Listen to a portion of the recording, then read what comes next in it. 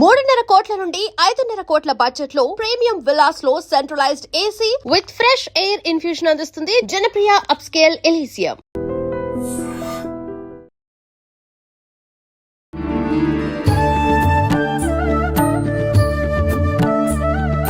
నమస్కారం, welcome to I dream. ధర్మ మార్గం విత్ విజిత కార్యక్రమానికి స్వాగతం. ప్రస్తుతం మనతో పాటు ఉన్నారు ప్రముఖ ఆధ్యాత్మికవేత్త బట్టిప్రోలు విజయలక్ష్మి గారు. ఇప్పుడు అమ్మతో మాట్లాడి మరిన్ని విషయాలు తెలుసుకుందాం. నమస్కారం అమ్మా. నమస్కారం అమ్మా. అన్నా చెల్లెళ్ళు, అక్కా తమ్ముళ్ళ బంధానికి ప్రతీక రక్షాబంధన్. రక్షాబంధన్ రాబోతోంది. మరి అంటే ఇది నార్త్ సైడ్ చేసుకునేది, మన దగ్గర ఇది అంటే సాంప్రదాయం కొంతకాలం కిందట మాత్రమే వచ్చింది అంటారు. నిజంగా ఇది మనం జరుపుకోవడం ఎంతవరకు కరెక్ట్ అంటారు? చక్కగా జరుపుకోవచ్చు, తప్పేం లేదు. మన దగ్గర కూడా ఇప్పుడు కాదు, ఎప్పుడో ఉంది రక్షాబంధనం అని. మీరు ఏ పూజ చేసినా అక్కడ ఉన్న పురోహితుడు చేతికి రక్ష కడతాడా? అవును, కడుతున్నాడా? పురోహితుడు కట్టకపోతే పక్కన భర్త భార్య ఇద్దరు కలిసి ఉంటే మగవాళ్ళకి పురోహితుడు కడతాడు, ఆడవాళ్ళకి భర్తను కట్టమంటాడు. ఎడం చేతికి ఒకరు, కుడి చేతికి ఒకరు రక్ష కట్టుకుని ఇలా కూర్చుంటారు. కనుక రక్ష అనేది మనకి ఎప్పటి నుంచో ఉంది. నార్త్ ఇండియాలో వచ్చిన ఆచారం ఏంటంటే, ఆ రక్ష కట్టి ఆవిడ ఒక కోరిక కోరుకుంది పురుషోత్తముడిని. కనుక ఆ కోరిక ఆయన తీర్చాడు. తీర్చినందుకు ఆయన ఇబ్బంది పడ్డాడు అనుకో, అది వేరే విషయం. ఆయనే కాదు, మొత్తం దేశాన్నే ఇబ్బందిలో కూడా పెట్టాడు. అయినప్పటికీ అలెగ్జాండర్ ఓడిపోయి వెళ్ళిపోయాడు. కానీ జోజితా వహి సికందర్ అని చెప్పేసుకుని తిరిగేస్తూ ఉంటారు. ఓడిపోయి వెళ్ళిపోయిన వాడు సికందర్, గెలిచిన వాడు కాదు. అది సరిగ్గా అందరూ చెప్పాలి, మాటి మాటికి చెప్పాలి. లేకపోతే అదే నిజం ఏది ప్రచారం చేస్తే అదే నిజం అనుకుంటాం కదా, అలా కాకుండా. ఇప్పుడు ఈ రక్ష కట్టడం అనేది అన్నదమ్ములు వాళ్ళకి అక్క చెల్లెళ్ళు కట్టడం అనేది ఒక సంప్రదాయంగా ఆ తర్వాత నుంచి అక్కడ మొదలైంది నార్త్ ఇండియాలో. నెమ్మదిగా ఇక్కడ వైపు కూడా వచ్చింది. విషయం మంచిదే కనుక, దాని వెనకాల ఉన్నటువంటి కాన్సెప్ట్, భావం మంచిదే కనుక ఒకళ్ళకొకళ్ళు రక్ష ఇవ్వటం అని. అంతేకాదు, ఈ రాఖీ రోజున అన్నదమ్ములు అక్క చెల్లెళ్ళ దగ్గరికి, అదే అక్క చెల్లెళ్ళు అన్నదమ్ముల ఇంటికి వెళ్ళి కడతారు. వీళ్ళే వెళ్తారు పుట్టింటికి కానీ, అన్నింటికి కానీ, తమ్ముడింటికి కానీ. అదే బాహ్య దూజన్ ఒకటి ఉంది, దీపావళి తర్వాత వచ్చే ద్వితీయ. దానికి అన్నదమ్ములు చెల్లెళ్ళింటికి అక్కలింటికి వచ్చి చూసి వెళ్తారు. చూసి వాళ్ళ చేతి భోజనం తిని వెళ్తారు. అంటే సంవత్సరంలో ఒకసారి వీళ్ళు వెళ్ళండి, సంవత్సరంలో ఒకసారి వాళ్ళు రండి అనేటటువంటి ఒక నియమం మన పురాణాలు మనకి ఎప్పటి నుంచో పెట్టాయమ్మా. ఉంది, పురాణాలుగా ఉంది, చేయొచ్చు, వాళ్ళు వచ్చి చూసుకోవాలి అని. దీనినే ఈ రాఖీ పూర్ణిమ అంటారు, జంధ్యాల పూర్ణిమ అని కూడా అంటారు. ఈ జంధ్యాల పూర్ణిమలో ఒక ప్రత్యేకత ఏంటంటే, జంధ్యం ఉండే వాళ్ళు వర్గాలు కొన్ని ఉన్నాయి కదా. మామూలుగా మనకి ఉపనయన అర్హత ఉన్నటువంటి వాళ్ళు బ్రాహ్మణ, క్షత్రియ, వైశ్యులు, ఆ 3 వర్గాల వాళ్ళు దాన్ని ఉపాకర్మ అంటారు. అదంటే ఏంటంటే, ఫస్ట్ యానివర్సరీ వస్తుంది కదా, మామూలుగా ఉపనయనాలన్నీ కూడా ఉత్తరాయణంలోనే చేయాలి. ఆ 4-5 నెలల్లోనే చేయాలి. మధ్యలో ఎందుకంటే 1 నెల పోతుంది, రాదు. ఆ సమయంలోనే చేయాలి. మళ్ళీ మౌఢ్యాలు అవి ఉంటే చేయడానికి లేదు. ఇలాంటివన్నీ వస్తాయి, రకరకాల అడ్డాలు వస్తాయి. ఈ పుష్యమాసం ఒకటి ఇలాంటి అడ్డం వస్తుంది, శూన్యమాసం అని. అలాంటి వాటిలో చేయరు. కనుక 4-5 నెలల పీరియడ్లోనే ఏం చేసినా ఉపనయనాలు చేయాలి. దక్షిణాయనంలో చెయ్యం. దక్షిణాయనంలో అప్పుడు చేసినటువంటిది అయినా మారుతుంది కదా, ఆ పాత జంధ్యాన్ని మార్చి మళ్ళీ కొత్త జంధ్యాన్ని వేస్తారు. మొదటిసారి ఈ సంవత్సరమే ఉపనయనం అయ్యి వచ్చిన వారికి కొంచెం ప్రత్యేకమైన కార్యక్రమం కూడా ఉంటుంది. అంటే వారికి జపం ఉంటుంది, హోమం ఉంటుంది. అంటే వీళ్ళు ఎప్పుడు చిన్నపిల్లలకే చేసేయటం అని, గర్భాష్టమి అంటే 7వ సంవత్సరంలో చేసేయాలి వాళ్ళకి. గర్భంలో 1 సంవత్సరం నడుస్తుందంటే 8వ ఏడు చేయాలంటే ఇక్కడ 7వ ఏడులో చేయాలి. కనుక ఆ 7వ సంవత్సరంలో ఉపనయనం చేసి తర్వాత స్కూల్కి పంపిస్తారు. గురుకులాలకు పంపించేవాళ్ళు, అది ఆచారం. ఇప్పుడు స్కూళ్ళకి మనం 3వ ఏడే పంపించేస్తున్నాం అనుకోండి, వాళ్ళ ప్లే స్కూల్స్ ఏవో పేర్లు పెట్టి. ఆ 7వ సంవత్సరంలో ఉపనయనం చేశాక పాఠశాలకు పంపించేటప్పుడు ఈ ఉపాకర్మ చేసి, అంటే జంధ్యం, పాత జంధ్యం మార్చి మళ్ళీ, అంటే ఉపనయనం వేసింది మార్చి కొత్తది వేసి, ఈ కొత్తది వేసిన తర్వాత ఇతని పిల్లవాడి చేత చెప్పిస్తారనమాట. అంటే కామక్రోధాలు కాస్త అదుపులో పెట్టుకోవాలి. బయటికి వెళ్తున్నాడు, ఇంట్లో కోరిన కోరికలు, ఇంట్లో అందరి మీద చూపించే కోపతాపాలు చల్లవు అక్కడ గురుకులాల్లో, అవునా? అందరితో పాటు కలిసిమెలిసి ఉండాలి. అక్కడ గురువు గారు ఏం చెప్పారో, గురుపత్ని ఏం చెప్పారో, తోటి విద్యార్థులు, సహచరులు ఏం చెప్పారో వాటితో పాటు కలిసిమెలిసి ఉండాలి. గురుపత్నిని తల్లిలాగా చూడాలి, గురువుని తండ్రిలాగా చూడాలి, అంతే కదా. అక్కడ తల్లి ఏమి వీళ్ళతో పాటు, తండ్రి ఏమి వీళ్ళతో పాటు రారు. కనుక నాకు నా కామక్రోధాలని నాకు కాస్త అదుపులో ఉండేలాగా చెయ్యి అని చెప్పి మంత్రం చెప్పుకుని ఆ మంత్రం 108 సార్లు జపం చేస్తారమ్మా.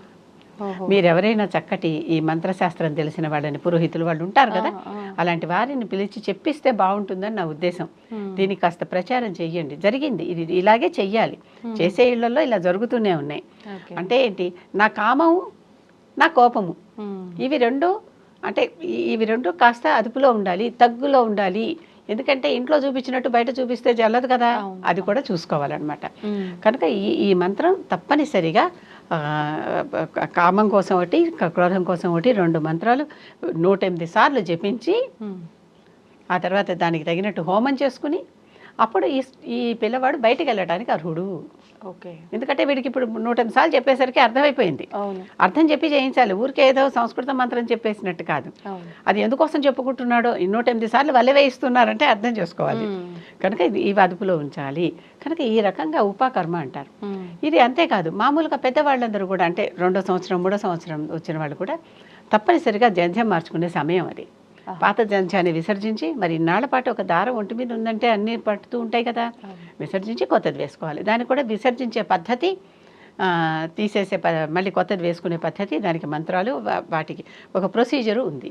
అంటే కొత్తది వేసుకున్నాకనే పాతది తీయాలమ్మా? కొత్తది వేసుకున్నాక పాతది తీయాలి. అవును, పాతది కూడా ఇలా తలలోంచి తీయకుండా కింద నుంచి తీయాలి. అవేవో కొన్ని పద్ధతులు ఉన్నాయి, జాగ్రత్తగా చేయాలి. అవి ఇలాంటి ఎవరినైనా నాలాంటి వాళ్ళని కాకుండా అది ఆచరించేటటువంటి వారిని పిలిస్తే వారు చక్కగా మీకు ఇవన్నీ చెప్తారు, చేసి చూపిస్తారు కూడా. చూపిస్తే నలుగురికి ఇది ఉపయోగకరంగా ఉంటుంది, ఎడ్యుకేటివ్గా ఉంటుంది. అలాంటివి చేయించండి. ఇప్పుడు ఈ రకంగా అంతేకాదు, మధ్యలో మనకి రకరకాల అసౌచాలు వస్తాయి, ఎవరో పోవటమో ఇలాంటివేవో వస్తాయి కదా, అప్పుడు కూడా జంధ్యం మార్చుకోవటం ఉంటుంది. అప్పుడు కూడా ఇదే పద్ధతి. అంటే ఇంట్లో వాళ్ళు ఎవరైనా, ఇంట్లో వాళ్ళంటే మైలు వచ్చింది ఏదో, ఎవరో పోయినా కొంతమంది పోతే మనకి మైలలు వస్తాయి కదా, మరి ఇంట్లో వాళ్ళే పోకర్ల, మన కజిన్స్ కానీ మేనత్తలు మేనమావులు పిన్నులు ఇలాంటివి ఉంటారు కదా, వాళ్ళందరూ ఎవరు పోయినా మనకి ఇలాగ అశౌచం వచ్చినప్పుడు తప్పనిసరిగా పాత తీసేసేయాలి, కొత్తది వేసుకోవాలి. అశౌచం వచ్చేసిందాక అది దానికి పవిత్రత పోయినట్టు అనమాట. ఆ పీరియడ్ అయిపోయాక స్నానం చేస్తాం కదా, శుద్ధి స్నానం ఏదో అనుకుని చేస్తాం కదా, అప్పుడు ఈ పని కూడా చేయాలి. ఇలాంటివి శ్రావణ పౌర్ణిమ దానికి ఆది. తప్పనిసరిగా ఈ శ్రావణ పూర్ణిమ నాడు రాఖీ కట్టుకోవడంతో పాటు ఈ పని కూడా, అంటే జంధ్యం ఉన్నవారికి రాఖీ కట్టుకోవటం ఉంది, అన్నదమ్ములు అక్క చెల్లెళ్ళు ఉన్న వాళ్ళందరూ కూడా హ్యాపీగా చేసుకోవచ్చు. లేకపోతే మూబోలా భాయి మూబోలా బెహన్ అనుకుంటున్నాం కదా, చక్కగా ఎవరి దగ్గరికైనా ఎవరినైనా మనం భాయిగానో బెహన్గానో భావిస్తే వారి దగ్గరికి వెళ్ళి కట్టొచ్చు. స్త్రీలు కూడా కట్టుకోవచ్చు, భార్యకి భర్త కట్టొచ్చు, భర్తకి భార్య కట్టొచ్చు. ఇప్పుడు ఇది రక్షాబంధన్ అంటే సోదరులకు అదే కదా, ఇవన్నీ ఏంటంటే చెప్పాం కదా, దీంట్లో దూరితే మోక్షం వస్తుందంటే దాంట్లో దూరటం, దాంట్లో దూరకపోయినా మోక్షాలు వచ్చే బోల్డ్ ఉన్నాయి. కనుక ఆ పద్ధతి దానికి లిమిట్ చేయొద్దు. ఎవరైనా ఎవరికైనా రక్ష ఆశిస్తే నీ నుంచి నాకు రక్షణ కావాలి అని ఆశిస్తే కట్టొచ్చు. దీన్ని కాస్త సినిమాలలో అబ్బో చాలా విపరీతంగా చూపిస్తున్నారు. తప్పు, అదంతా అది తప్పు ప్రచారం. అంటే కొంత ప్రచారమే, సగం ప్రచారం, మిగిలిన సినిమా చూపించకుండా ఉండటం. రక్ష అనేది రక్షణ కోరుతూ, ఇప్పుడు సపోజ్ నువ్వు నా నుంచి రక్షణ కోరుతున్నావు, నా దగ్గరికి వస్తే నేను నీకు రక్ష కట్టచ్చు. లేకపోతే నువ్వు నాకు రక్ష కట్టి నన్ను రక్షించు అని అడగచ్చు. ఆ రక్షకి బద్ధులై ఉండాలి. అది ఎప్పుడు తీయాలమ్మా? కొంతమంది ఆ రోజే తీసేస్తారు, చాలా ఎక్కువైన కొద్దీ ఇబ్బంది అవుతుంటే తీసేస్తాం. ఇవి ఎందుకంటే ఇవన్నీ దారాలతో చేసేవి. కొంతమంది బంగారు రక్షలు కూడా కడతారు, అలా పర్మనెంట్గా ఉండాలి అన్నట్లుగా. లోహంతో చేసినవి, వెండివి బంగారంవి అలాంటివి కూడా కడతారు. అవి ఉంచుకున్నా పర్వాలేదు, బ్రాస్లెట్ లాగా వాడుకుంటూ ఉంటారు. కానీ సాధారణంగా ఏ తోరమైనా కూడా రక్షాబంధనం విసర్జన విధి అని పూజాంతరం ఉంటుంది. ఏ పూజలో అయినా సరే, అమ్మాయి రక్ష ఇప్పక్కడ పెట్టండి అంటాడు పురోహితుడు. ఆ రక్ష ఇప్పక్కడ పెట్టాలి, అంతేగాని 10 రోజులు ఉంచుకుంటా 50 రోజులు ఉంచుకుంటాను అనేది కాదు. ప్రతి పూజలోనూ చిట్ట చివరిలో రక్షాబంధన విసర్జన విధి అని ఒక మంత్రం ఉంటుంది. అప్పుడు ఆ కట్టిన రక్ష తీసేసి పూజారే ఇప్పించేసి అప్పుడు దేవుడి కాళ్ళ దగ్గర పెట్టిస్తాడు. ఏ దేవతకు పూజిస్తే ఆ దేవతకి ప్రతి దాంట్లోనూ ఉంటుంది. ఇది పూజలాగా చేయటం లేదు కనుక. పూజలాగా అంటే కొంతమంది రాఖీ కట్టిన తర్వాత హారతి ఇస్తారు, బొట్టు పెడతారు, స్వీట్ తినిపిస్తారు, ఉన్నాయి. అలా చెయ్యాలమ్మా? మన నమ్మకమా? నమ్మకం కాదు, వాళ్ళకి దిష్టి తీసేస్తున్నాం. హారతి ఇవ్వటం అంటేనే అది వాళ్ళకి నజరుతారన, వాళ్ళకు ఉన్న దిష్టి తీసేస్తున్నాం. తీసేసి చక్కగా వాళ్ళకి బొట్టు పెట్టి ఇది చేయొచ్చు. చేయాలి, చేస్తే మంచిది, చేస్తే మంచిది. మనం వాళ్ళ ఇంటికి వెళ్ళినప్పుడు వాళ్ళకి ఇన్నాళ్ళుగా తగిలింది, అక్క కూడా నేను చెల్లి కూడా నేను నీకు అది దిష్టి తీసేస్తున్నాను, నీకు ఇక నుంచి హాయిగా అంతా ఉంటుందని చెప్పడం, రక్ష కట్టడం, అన్న నువ్వు నాకు తోడుగా ఉండు, తమ్ముడు నువ్వు నాకు తోడుగా ఉండు అని చెప్పడమే. అంతే. అంతే.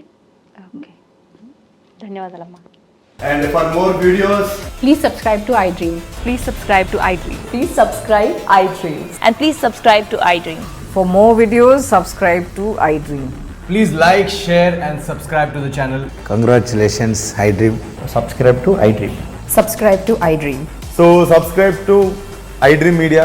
iDream ki iDream team andarki huge congratulations. Please subscribe iDream Media. Please subscribe to iDream. Subscribe iDream. Please subscribe to iDream. iDream అంటే నా కళల ఛానల్ సబ్స్క్రైబ్ చేసుకున్న నోరు తిరుగుతలేదు, మీరైతే గంట గుర్తు కొట్టండి. For more such videos, please subscribe to iDream.